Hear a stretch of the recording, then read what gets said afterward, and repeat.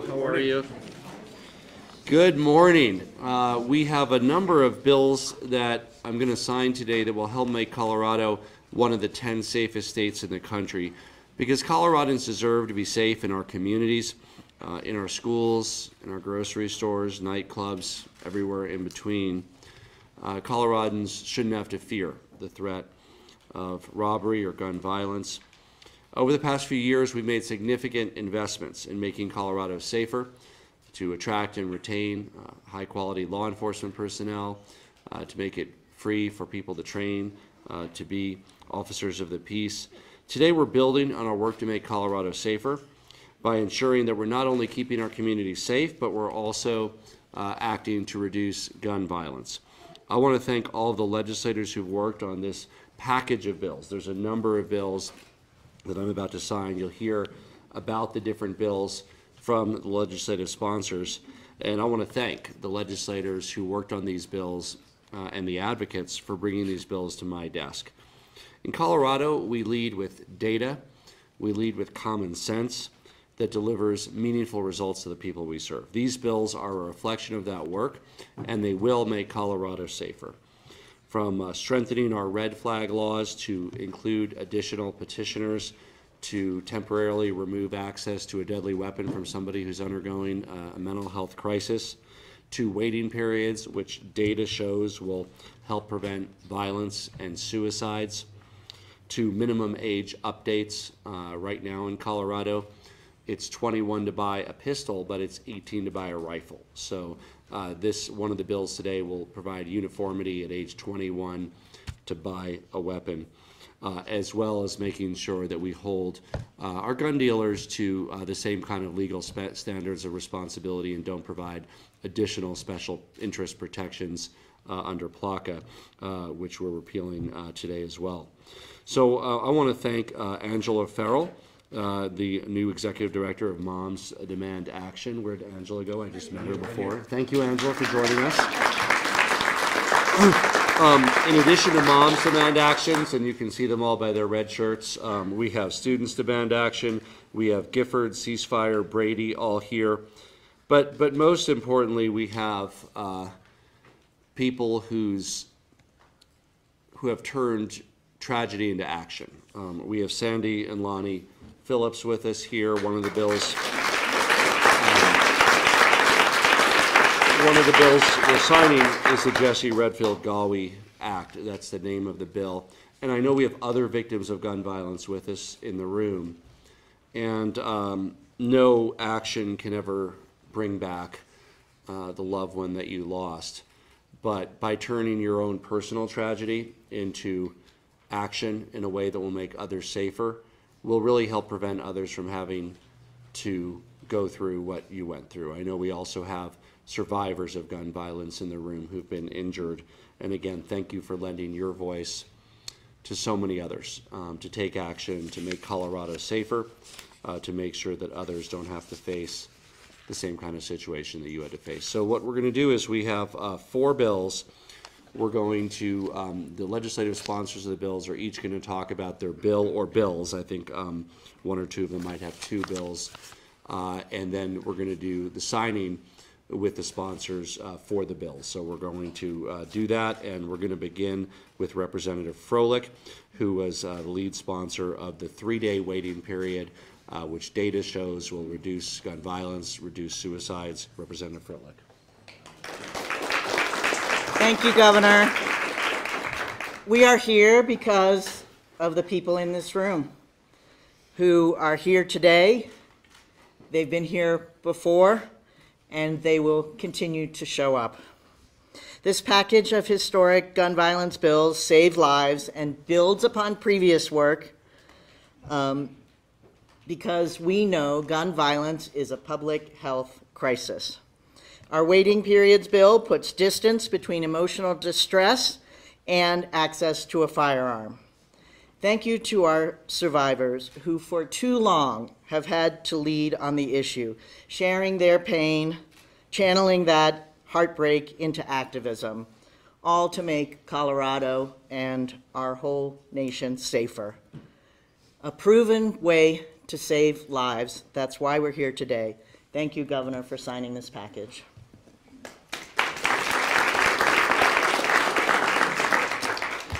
I'm State Senator Chris Hansen. I was pleased to join Representative Froelich and our other co-sponsors and all of my colleagues in working on this package of bills. The 3-day waiting period we know saves lives. You've heard the governor already talk about the important data that undergirds the case for this bill, and I'm so glad to be able to bring this into Colorado statutes today. I also want to call out the incredible work of Ceasefire, Moms Demand Action, Giffords, the other groups that have joined us every step of the way, and not to forget the students from East High and from across the state who showed up time after time to remind us of the urgency of this work, to demand action on these important pieces of legislation.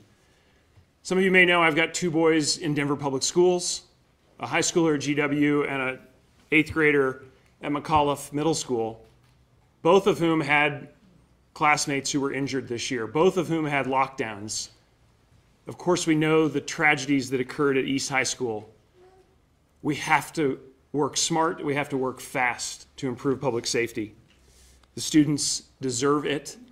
They deserve our very best. And today, with these 4 bills being signed into law, we've taken a huge step forward, and we'll continue that work day after day. Thank you, Governor.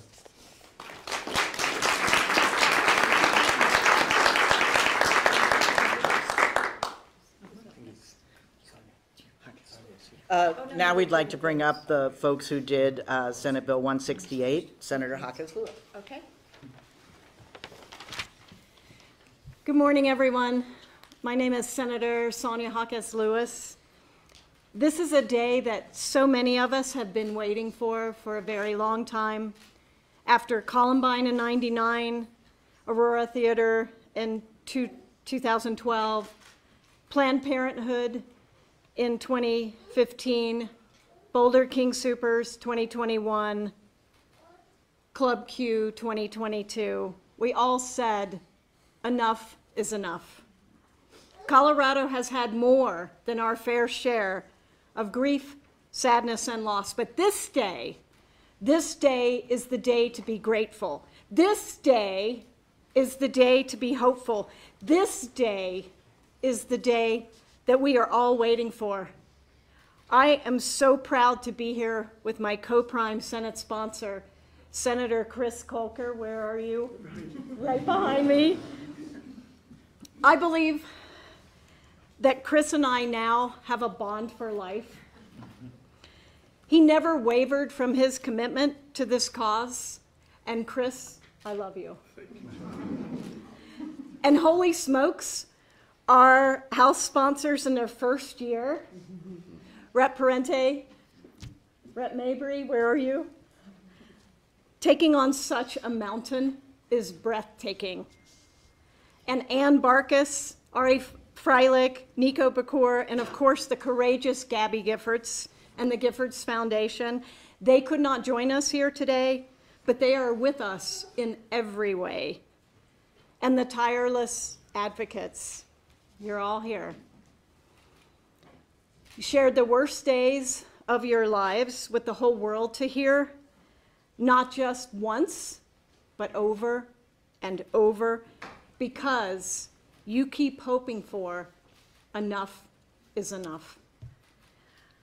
I'm going to try to not cry as I look at Sandy and Lonnie Phillips, our true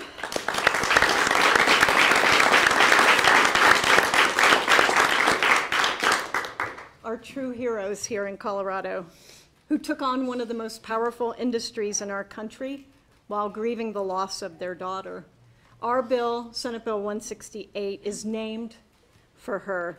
Jessie Redfield Gaway, Act for Gun Violence Victims' Access to Justice and Firearms Industry Accountability, because it does so much. We finally, after 23 years of waiting, can open up Colorado courtrooms to gun violence victims and survivors seeking justice. Those doors are closed no more. Enough is enough.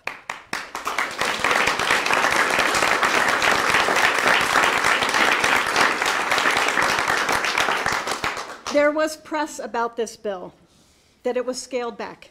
that was not strong as it was intended. But get close, because I'm going to share a little secret with you. Enough is enough.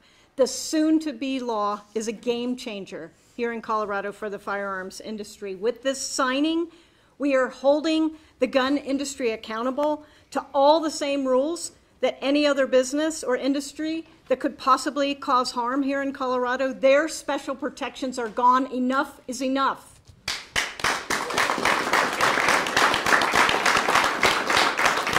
Here is the power in this bill. In Connecticut, the Sandy Hook family sued the assault weapon manufacturer and they won. The same accountability will now be possible here. In New York, which passed a similar bill, the New York Attorney General is now empowered to sue multiple gun distributors who are selling dangerous and illegal firearms products. That same accountability is now possible here. One of the New York subway victims took the Glock gun maker to court for failing to keep their guns out of the wrong hands. That same accountability will now be possible here. Bad actors, enough is enough. Enough is enough. Enough is enough. Jesse's Act creates the enforcement for other bills being signed today. We have a new cause of action that will make a world of a difference. On this day that we have been waiting for, we are protecting our communities where we live and work with common sense gun violence prevention legislation that will give us all hope. As we say, enough is enough. Thank you.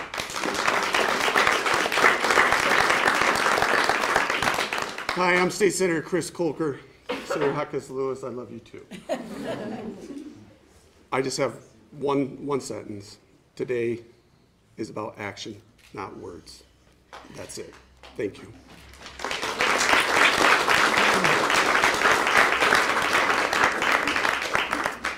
Good morning, everyone. My name is Javier Mabry. I represent Southwest Denver in the State House, and it is an honor to be here today. It is an honor to have worked on this legislation and all of the gun violence legislation this legislative session. It was particularly powerful to be doing so while the high school students from all around the Denver Metro were coming down here to demand action. It's the guns. It's the guns. This only happens in the United States because we have such free access to guns, and there's not enough accountability, and that there aren't enough protections either for people who are seeking redress in civil court, but also from people who want guns off of our streets. I just want to thank Moms Demand Action, Giffords, Sandy and Lonnie Phillips. You know, for those who don't know their story, the reason why we're here today is after the Aurora shooting where they tragically lost their daughter, they brought a company called Lucky Gunner into court. Lucky Gunner sold a 100-round drum to the Aurora shooter without doing any sort of background check. That's the only sort of tool that you can use to go into a room and shoot 100 people in 1 minute. That's it. And they did not do a background check at all. Sandy and Lonnie brought them into court, not for money, but to say you should implement reasonable controls. You should implement reasonable controls to make sure that bad actors aren't getting that sort of tool. Under Colorado law, as it stood before today, they lost in court and they had to pay the attorney's fees to Lucky Gunner, $200,000, because they were seeking not money, but a safer world for people moving forward. And today, we're ending that unjust practice. We are ending that unjust practice. We're opening the courtroom doors so that families can seek redress in court, and that is powerful. This bill and the other bills that we're signing today are one step. We're going to keep working on this. We have to keep working on this. We have to keep working on this. Gun violence is plaguing our communities. We have to do more, but we should be proud of the work we've done today. And I also want to thank my co-prime sponsor, Representative Parenti. We pulled, what was it, 2 full days of debate, 3 full days of debate through long filibustering, and by the end of it, the Republicans were going up and they were like, well, our co-prime sponsors on this are attorneys. Representative Parenti is not an attorney, although she plays a much better one than I do, and she did an amazing, amazing job. I would also like to thank Senators Hawkes, Lewis, and Colker. It was an honor to work with you all on this, so thank you, everybody.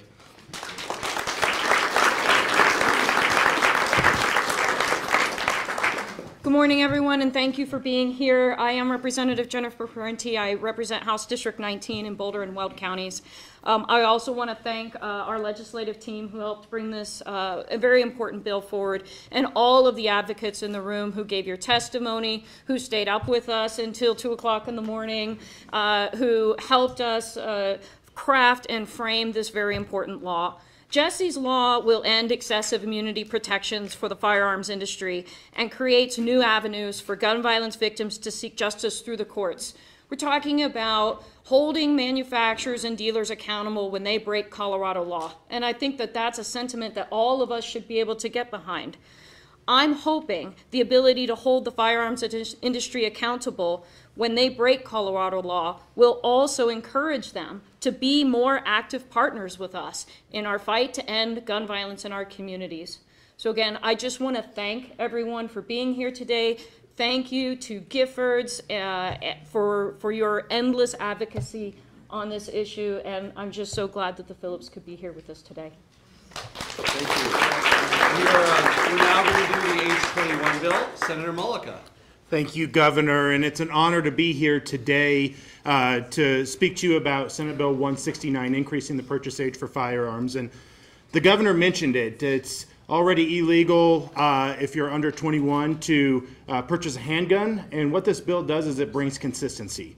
And I hope, we've heard it multiple times today, and I hope it resonates. We wouldn't be here without the people in this room. We wouldn't be here without your advocacy, and that means something. And hopefully you see today policies are being passed that are making our community safer because of you and because of your advocacy.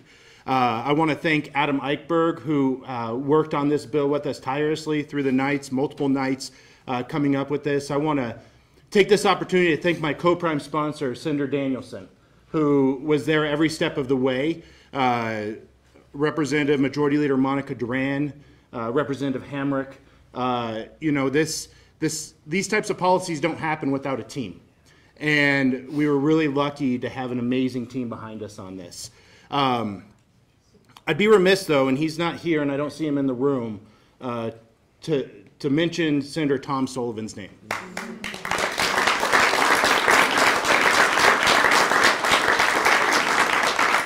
I've had the privilege, Senator Sullivan and I came into the House at the same time. This is the 5th year that I've had the privilege to serve with him and to watch his advocacy in this building and to watch the passion that he serves with. But even more than that, to see the results. We're talking about advocacy, and I can guarantee you that the bills that we're talking about today and the bills that we've passed since I've been in this building wouldn't have happened without Senator Sullivan.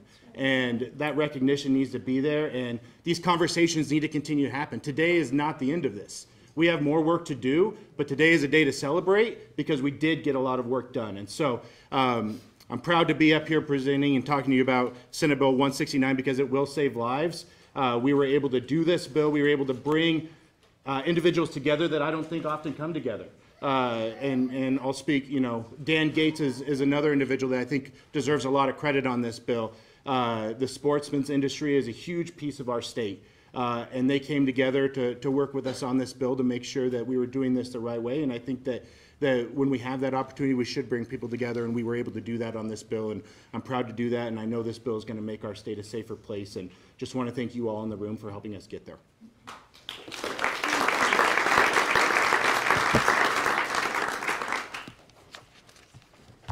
Hi, everybody. Thank you for being here today. Thank you for having me. My name is Jessie Danielson. I'm a state senator. I represent Jefferson County. And it was my honor to work with my co-prime sponsors on Senate Bill 169 to raise the minimum age to purchase a firearm to 21 years. I say that unfortunately it's just the truth that young people are far more likely to commit gun violence than their older counterparts. As you know, 18 to 20-year-olds commit homicides at triple the rate of adults 21 and older.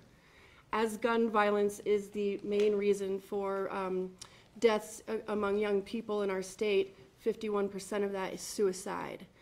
In 118 days of 2023, the United States has had 173 mass shootings.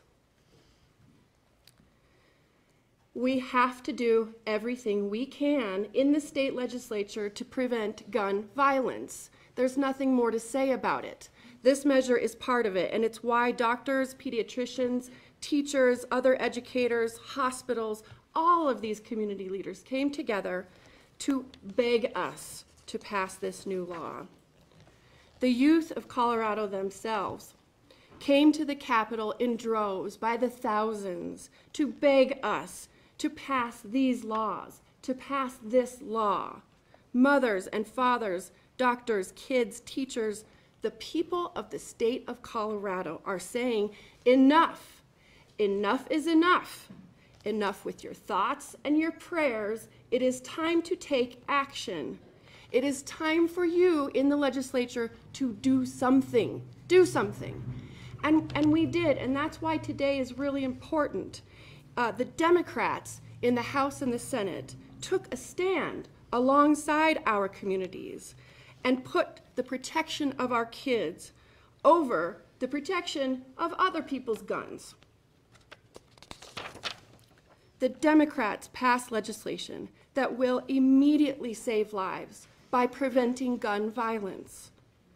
It is important to highlight the work because what you have accomplished today when these bills become law is very significant. It will have an immediate and I think really impactful, I think an immediate impact on the community to prevent this kind of violence. But I also think in addition to marking this important day and the signing of these bills into Colorado law, we stand before you today, and I commit alongside my colleagues to do more. I will come back next year with more legislation to stand once again with survivors, to stand once again with parents, with their kids, with their grandparents, with my neighbors, with the constituents who sent us here with the demand that we do more. I will come back next year to do more to prevent gun violence. I also wanted to take a moment to thank Senator Tom Sullivan, who is not here. Senator Mulca is right. We wouldn't be doing this without the tireless efforts of that one person and what a difference one person can make. I have a tremendous amount of respect for him and Terry and what they've put themselves through. I think one of my colleagues said it just right. They turned their pain and their suffering into action to prevent any other parents from having to go through what they went through. And I also want Tom to know in front of all of you and the press and our fine constituents and advocates that he's not alone, that we will do our best to become the champions that he wants us to be on this issue. Yes, we need some guidance. Yes, we need some support, and we depend on the fine organizations and individuals to provide us that guidance. What are the proper policies for Colorado? How do we move forward? But Senator Sullivan is not alone. And those who fight gun violence prevention measures should know that too. There is now a team of us who are standing strong into the future to continue this work that Senator Sullivan cares so deeply about. And I thank you really so much for your time today.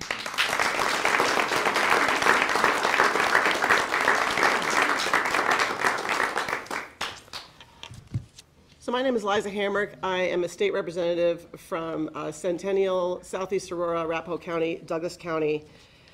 And I just want to thank Governor Polis for supporting our efforts in reducing gun violence in the state. And I also want to thank all of the advocates who have been working for decades to bring us to this point, the Moms Demand Action, Everytown, Giffords, ceasefire.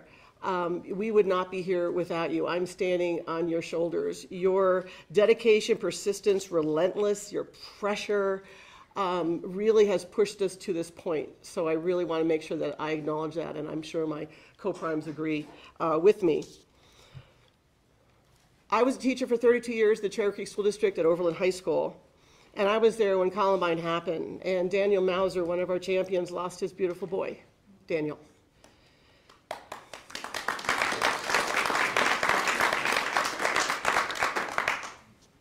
I remember that day, and I remember how from that point on, schools became hardened, and teachers and students and parents became traumatized with every lockdown drill. So one of my friend's children, William, I'd like for him to come up. He is an elementary school student who testified about being in lockdown since he's been in preschool. And in a lockdown drill, as the East students know, you wonder how you're going to protect yourself if an active shooter comes in to your room. And I have Jessica Price over there, who's a fellow teacher at Overland High School.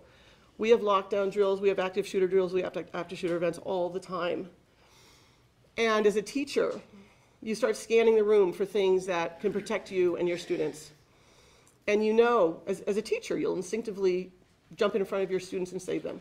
But then that horrible, cruel calculus comes in. I'm a mom. I'm a wife. I'm a grandmother. I'm a friend. I'm a sister. I'm an aunt. We shouldn't have to live like this. Students like William and students like the East High students over there, you've been doing lockdown drills since you were in preschool. It's just part of, it's what's normal, and that is not okay. Our students are being traumatized daily with the lockdown drills, and students are doing self-harm because of the easy access to guns. One student, Patrick Taylor Strout, I just want to give you a picture of him. He purchased a gun at 18 and successfully committed suicide with a gun, with a firearm. So this bill and these other gun prevention bills are going to be doing a lot to make sure that our schools and our communities are safe and that we protect our children. So thank you so much for coming out, and I will also continue the fight to make sure that our schools are safe, our students are safe, and our communities are safe. So thank you. We will now hear about the Extreme Risk Protection Order expansion. Colorado's Attorney General, Phil Weiser.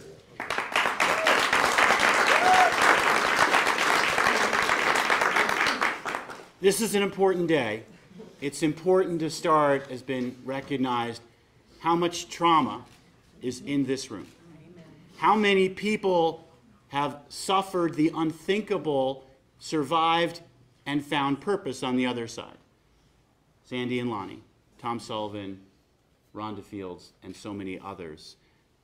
I am so in awe of you.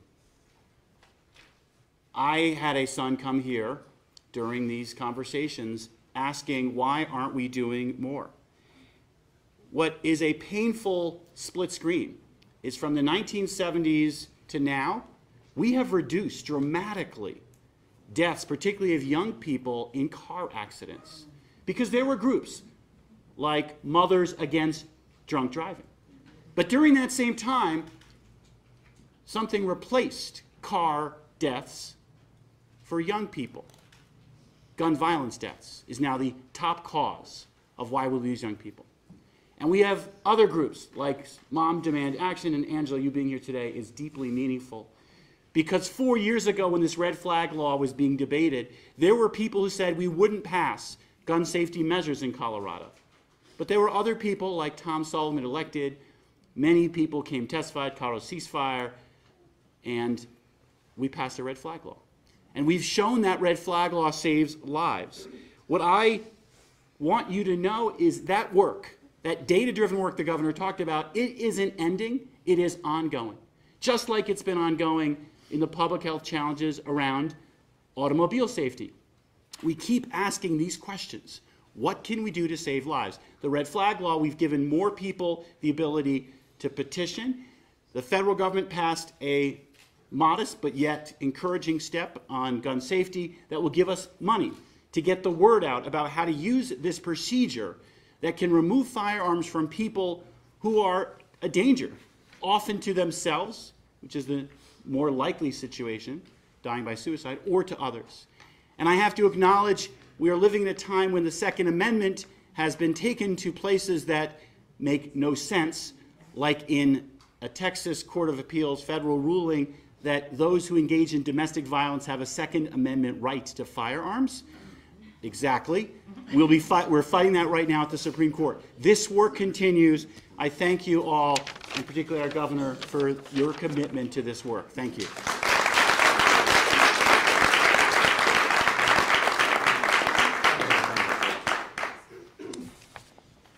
Thank you all for being here, and thank you for so many of you who did so much work for years to make the signing of these bills a possibility. You know, unfortunately, we often talk about gun violence and reforms right after a horrible tragedy. I think we all can name the ones that brought us to action and that moved us to say enough is enough and we need to do more. We also hear a lot of voices right after those tragedies that say it's too soon to be talking about policy, too soon to be talking about politics. All we should do now is provide thoughts, prayers, and allow for grieving. But I think we all know every time there is a tragedy, we feel it is too late. We were too late. We needed to have done more to prevent what happened. We also know that this conversation, this action, is not because of a tragedy. It's not because of one horrible event in either your community or a nearby community or a community that looks like yours. It is not one tragedy that actually leads us to this action. It is tragedies that happen every single day. And sometimes they are in the form of a horrible, unthinkable act that are in our memories forever. But all too often it's actually violence within our communities, often involving young people. And most often it actually results in suicide deaths. And yes, it is about the guns, and it's about so many other things also. And that's why these bills are so important. It's because it really does address it from the multiple angles because of this issue being so complex and impacting literally every community across our state. So it isn't too soon. It's too late for so many of the lost souls and friends and family and loved ones. But what we are doing here today is going to save lives tomorrow. There is no question that the laws we have had on the books have saved lives. Lives that maybe we didn't know were at risk if we didn't pass those laws. But today we are taking further action, and it will save lives tomorrow. It obviously is not one bill or even 4 bills that is going to make the difference and end these tragedies in our communities. It is a collection of policies and changes. And that's what we have been doing for the last several years in Colorado. And that's what all of you have been so immersed in and successful in doing for several years. And there is more work to do, no question. But when we passed the red flag law a few years ago, it was a big deal. But I know, we all know, that law saved lives. There's no question. But we should be looking at ourselves and our state and the violence in our communities and saying, what else can we do? What can we do to further reduce gun violence? And one of those changes we decided was improving some of the laws that we have on the books. And that's what this bill is about improving the red flag law so that more people can seek help for either themselves or their loved ones or their students or their patients. That's what this is about. This is about helping people. This is about saving lives. And there is no question these bills will save lives tomorrow. Of course, I want to thank all of the organizations, all of the people, all of the students that came to help us, to give us the strength to get these bills across the finish line. So many of you deserve so many thanks, not just from us, but from the entire state. Every town has done amazing work. Giffords has done amazing work. Ceasefire has done amazing work. Brady has done amazing work. So many organizations made this happen. And so many people made this happen. I especially want to lift up my good friend, Senator Fields, because she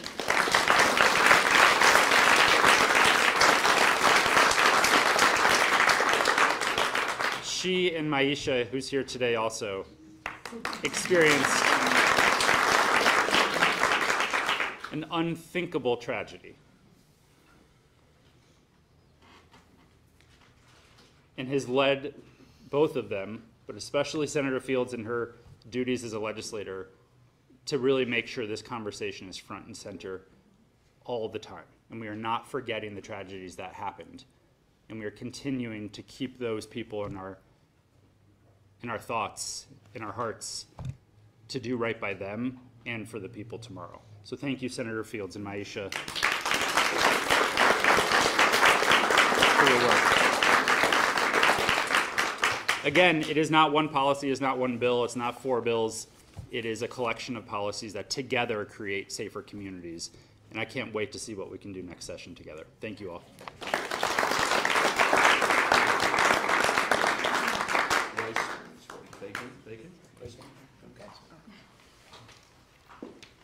Thank you all so much for being here.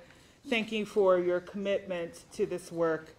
My name is Jennifer Bacon. I represent Colorado's House District 7, which is the farthest and northeasternmost corner of Denver. I come to this bill for a few people and a few reasons. Thank you, Senator Fenberg, for talking about or mentioning my wonderful colleague, Senator Rhonda Fields. I'd like for Senator Fields to be seen, Angela to be seen, Keegan, come step forward and be seen, Maisha to be seen. These are faces of people who have quite literally throughout this process have been delegitimized. People have tried to erase the tragedies that's happening in communities of color. We have had people say you should actually exclude the data of the deaths of Black children, as if they didn't recognize that they were saying Black lives don't matter. So I come to this bill to remind people that our lives matter and that we are a part of this narrative. Through the tragedies to which you have experienced, and quite honestly, watching people skip over that has been devastating. But I want us to be seen today. Thank you for being here. Thank you for your work.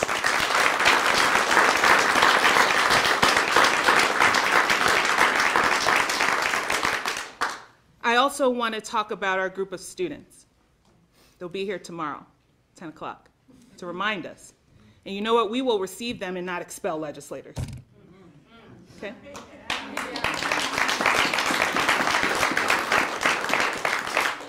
But more importantly, I want to remind us that we need to actually not just see our students here.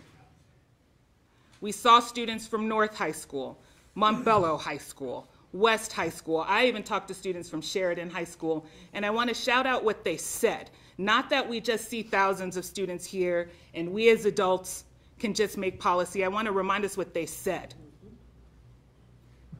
Students don't want their schools turned into OK corrals. They're not advocating for shooting back.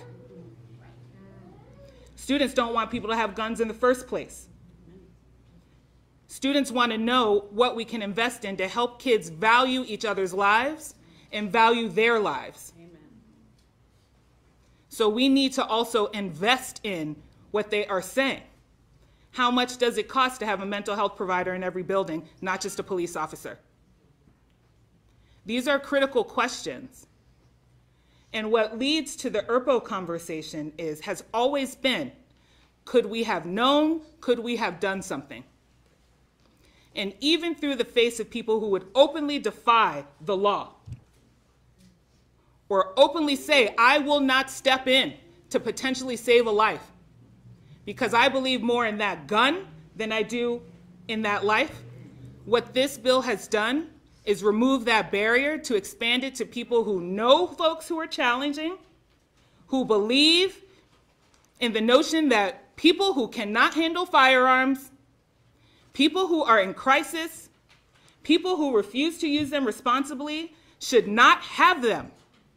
And I don't care where you fall on this issue. If I hear one more time, it's not the gun, it's the person, but then you don't support this law, then maybe you don't really mean it, because that's what we are addressing here. For what it's worth, we did not set up a world in which someone can just come for your weapon. Someone has to know you. And also, we have provided so much due process that taking away guns might actually have more of rights and process than it would be to even remand a body. But even with that, we said, this state has an interest. We will save lives. We will provide an opportunity for someone to save a life, because that is what this is doing. But more importantly, we will say that Colorado is willing to lead. Colorado is willing to provide an example. Because of all the work of the people here, we have made strides. We have more work to do. And as you can see, we will do it. So again, thank you to everyone who has literally put their lives on the line, who is mourning the lives of their families, who gets up through the trauma to go to work. If you are in a position to know how to save a life, this bill offers you the opportunity to do that. It offers you an opportunity to do that in which is fair. But most importantly, please know that this state and this legislature takes this seriously, and we have not just seen you, we have heard you all. Thank you so much.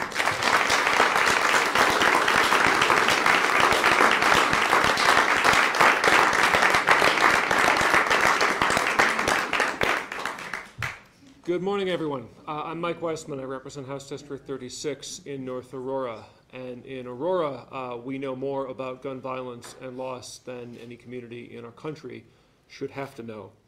So it was a particular honor for me in 2019 to be able to chair, as the chair of House Judiciary, the ERPO hearing when we began the process of passing House Bill 1177 that year to join other states, red states and blue states, that had a red flag law.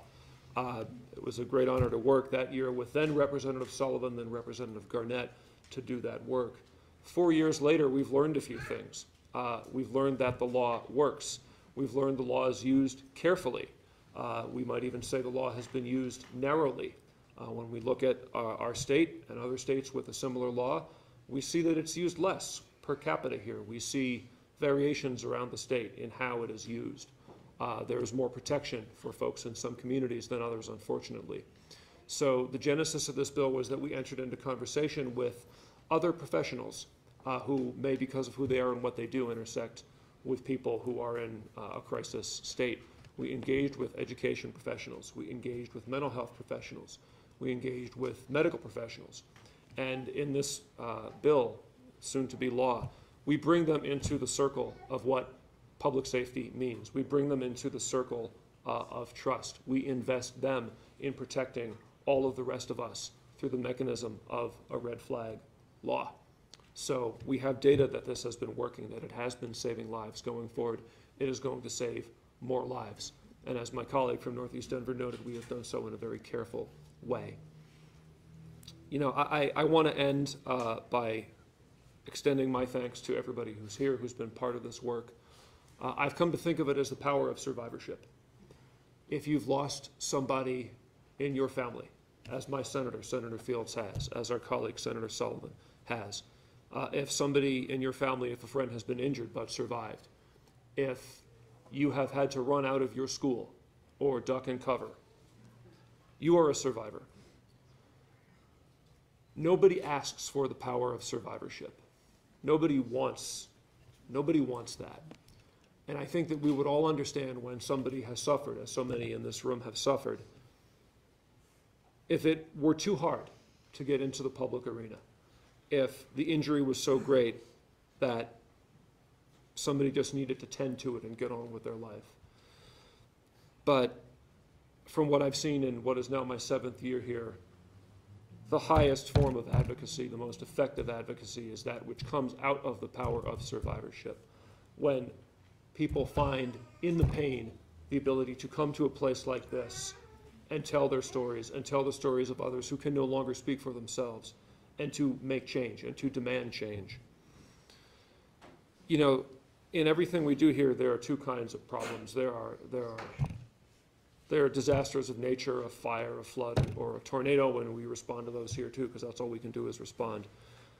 But then there's disasters we don't have to just respond to.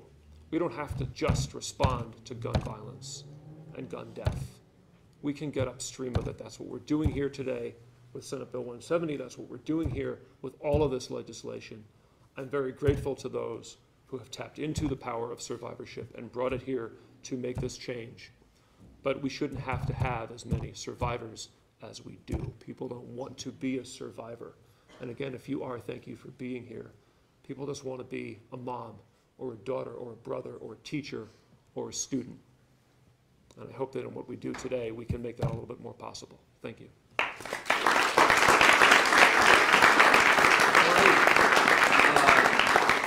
Froelich, Amabile, Hanson, 1219, 3-day waiting period.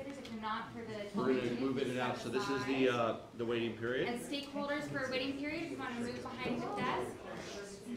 However many we can fit. 3-day waiting period. Come on, come on. Okay. You're for all of us. Are we ready? Oh, no. Anybody want to come for? 3-day waiting period. Okay, here we go. 3-day waiting period. It's good to, yeah, you want to be front and center sponsors for sure. Ready? Here we go. Oh yeah, go. Okay, now let me switch.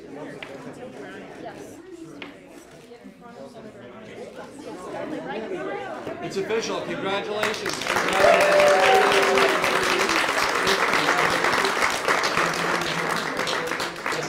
Well, this is for, who else do we have? Yes. There we go. Thank you. Senate Bill 168. 168. Plaka. Plaka's next. Plaka.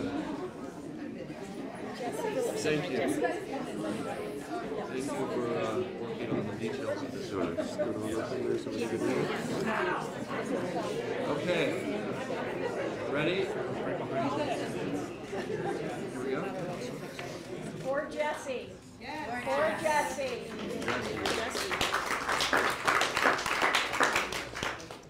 It's official.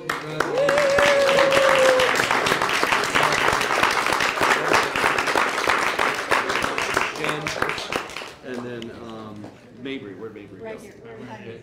Thank you. Thank you. Lucy. Lucy. Thank you. Congratulations on getting this done. Right, Okay. Senate Bill 169, minimum age. All right. This is the one that has these pictures for it, right? Minimum age, 21. This is the picture for minimum. This is for minimum age? This is the one for minimum age, right? Minimum age, is this your picture? That's for the minimum age, right? Yeah. All right, you want to make a picture? Here.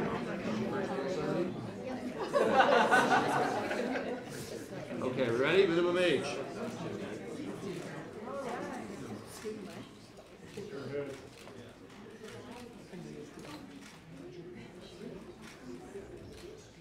It's officially the law of Colorado.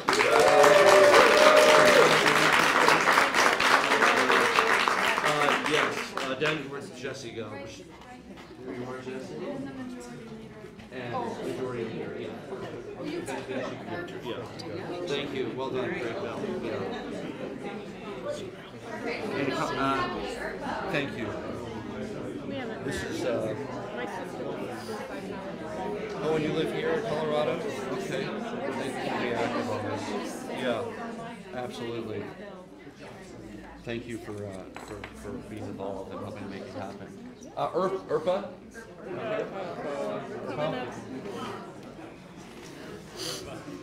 Irpa, Fenberg, Bacon, Weissman. Okay. And Ben. Hello. Steve, they want you. Benny. Okay, are we ready? Everybody look forward. Expanding extreme protection orders.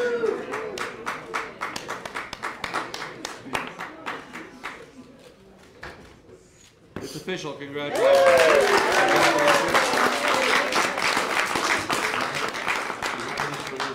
Who are we missing here? So, give us one to Tom. So. Would you give this to Tom? Thank you, everybody. A big step towards making Colorado safer today. Thank you all for joining us.